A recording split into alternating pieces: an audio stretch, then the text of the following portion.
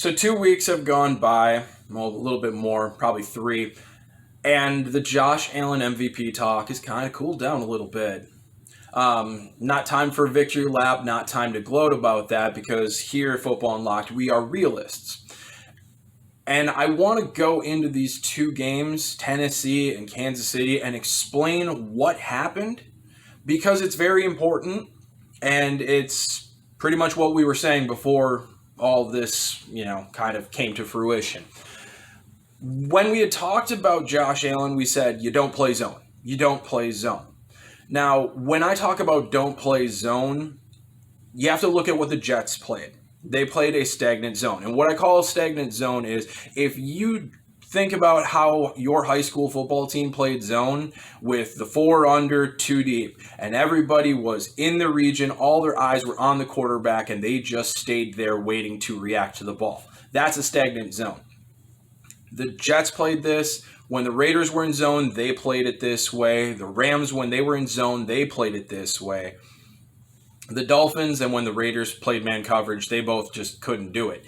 So you don't play zone against Allen by a means of you don't sit in a stagnant zone. And then they played Tennessee. And Tennessee plays a lot of zone, but Tennessee doesn't play a stagnant zone. What you see with Tennessee most of the time when you get behind the line of scrimmage and you see into the all-22 look of it is that you see Tennessee in a cloud or an umbrella.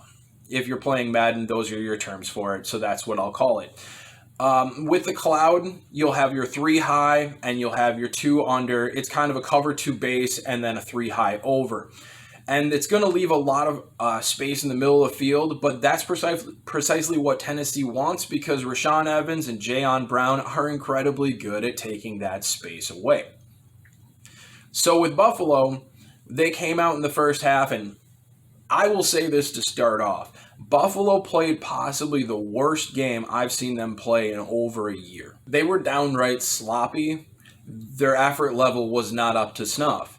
And I talk about teams rolling out the helmets all the time, and Buffalo's never one of those teams. But against Tennessee, Buffalo was absolutely one of those teams, and that was more surprising to me than just about anything else.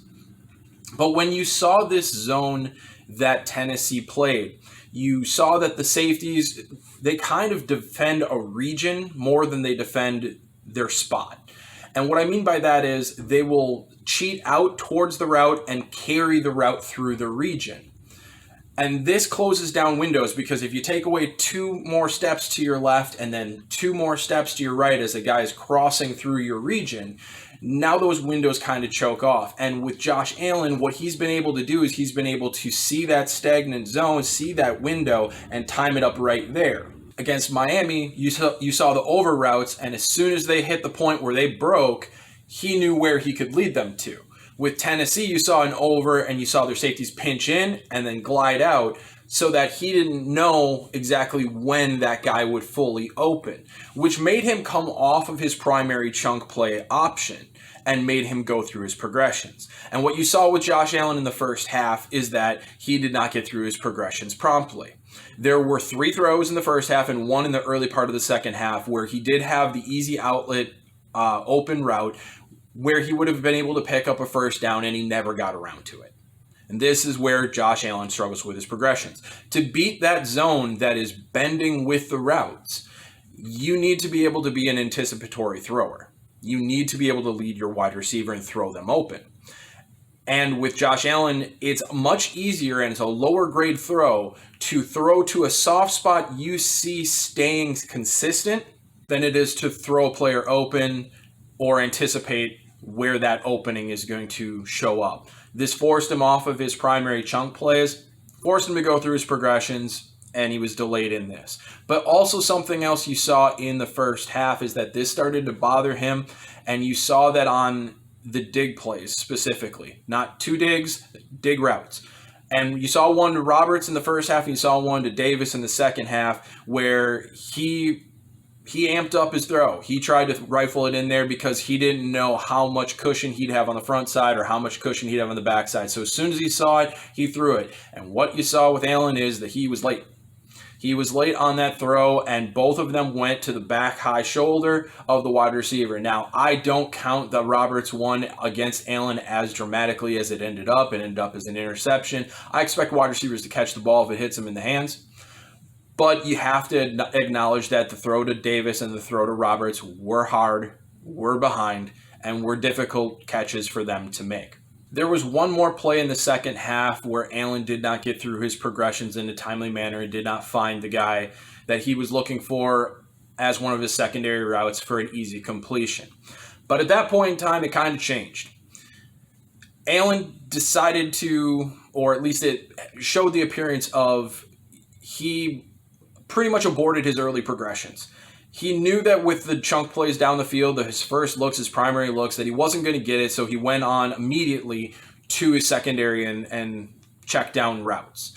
And this is not what you want to do against Tennessee. And the key word with that is immediately. Because Tennessee will guard the bleachers on you. They will back up their defense, they will give you the underneath, and they will make you put together 15-play drives to move the ball down the field because they believe that Landry and Clowney will, and Simmons, even though he didn't play in the Buffalo game, typically Simmons, will take you off the field at some point in time. You'll commit a penalty, you'll make a mistake, you'll knock yourself off the field. They are an efficiency-based team. So if they know their offense can be efficient, they don't think your offense can be efficient against their defense, so they will make you be efficient.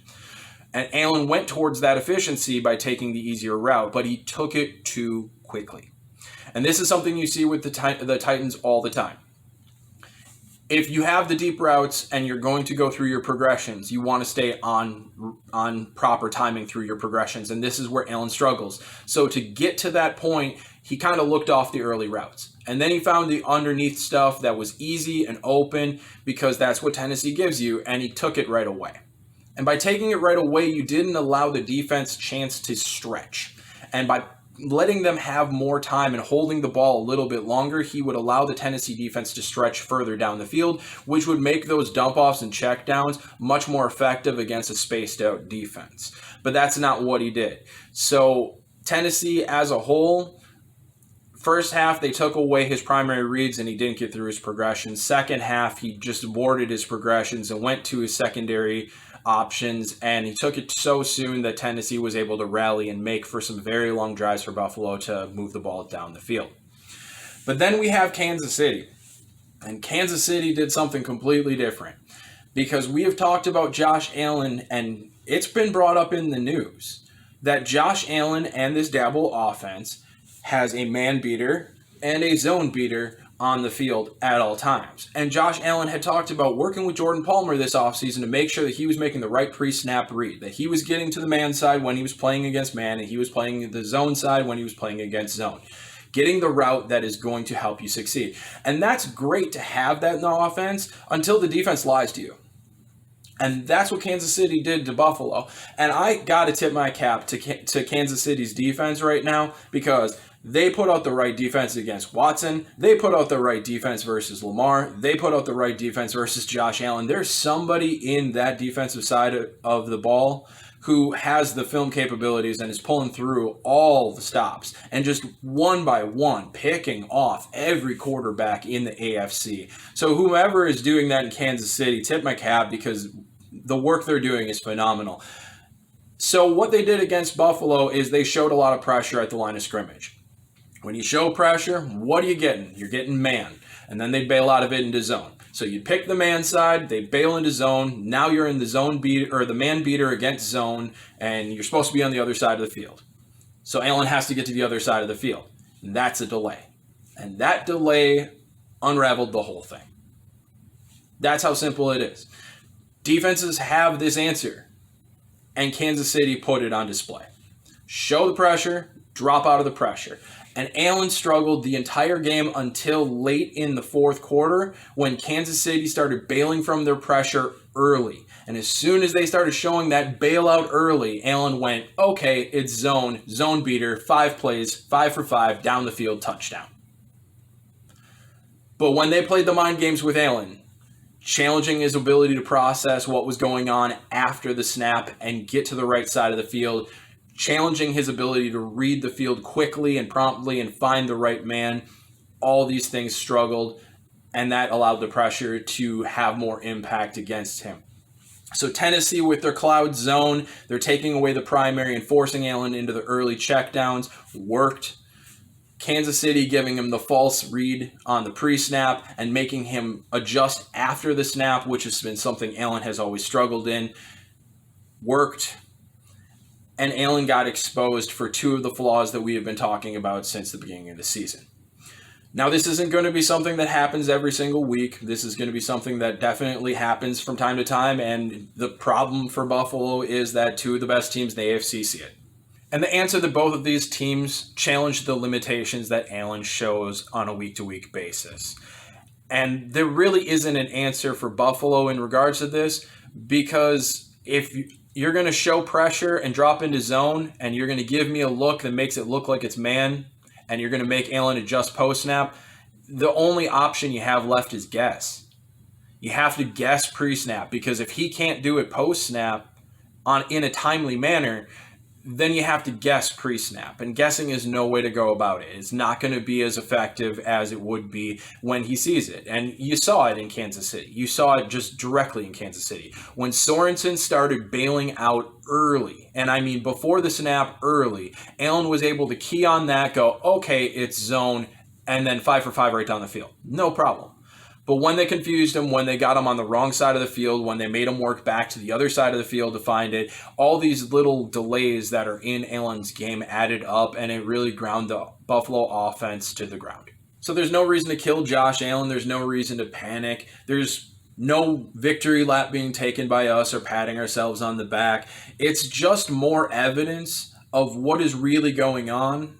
And that's what we strive to bring you with Football Unlocked. We strive to bring you what is reality, because it is really easy to get hyped up with the way that the media presents this information and just see stats and just run with it. And then it's really easy to kill certain players when bad things happen. And we don't do that. We look at what is actually going on in the game. We bring to you the information that's actually pertinent, because that's the information that actually helps you. We bet Tennessee to cover and win. We bet Kansas City to cover. It's going to help you with DFS when you know what systems are taking a player apart and what systems they're thriving against.